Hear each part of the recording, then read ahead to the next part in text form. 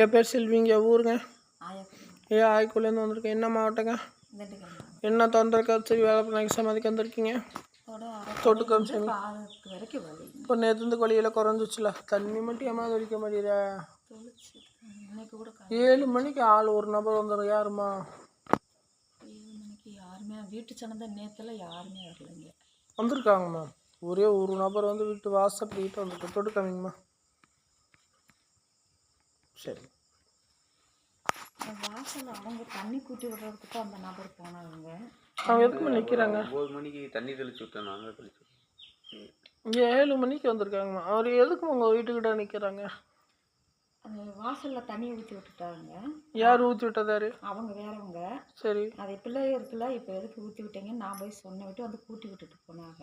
அப்போ அம்மா காம்பவுண்டுக்குள்ளே வரல, ரோட்டில். அம்மா உங்கள் வீட்டுக்கிட்ட தான் நிற்கிறாங்க. ஆமாம் ஆமாம், வீட்டுக்கிட்ட. அப்போ அவங்களோட தீட்டு உங்களோட வீட்டுக்குள்ளே போகும்ல, நீங்கள் ஏன் தண்ணி ஒழிக்கல?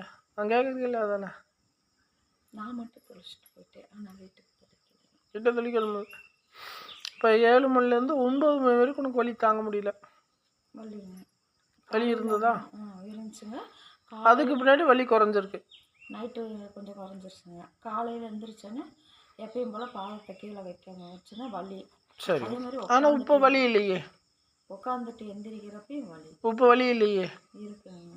இல்லைம்மா, நைட்டு இருந்தால் வலி இல்லை. நைட்டு இருந்தால் வலி இல்லை. இப்போ உட்காந்து எந்திரிங்க பார்க்கலாம், வலி இருக்கான்னு பார்க்கலாம்.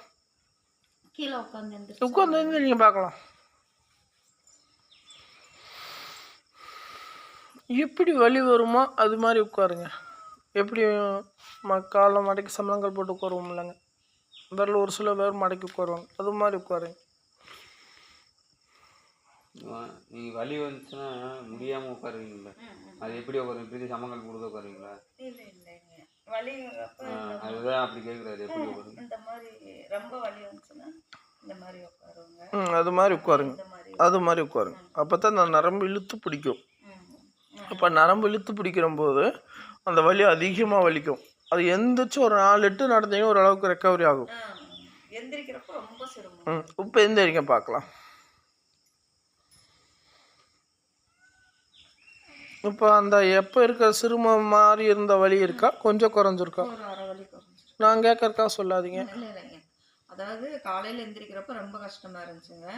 இப்போ உட்காந்தானே இல்லைம்மா, நீங்கள் உங்களுக்கு எப்பவுமே உட்காந்து எந்திரிக்கும்போது வலி அதிகமாக இருக்கும்.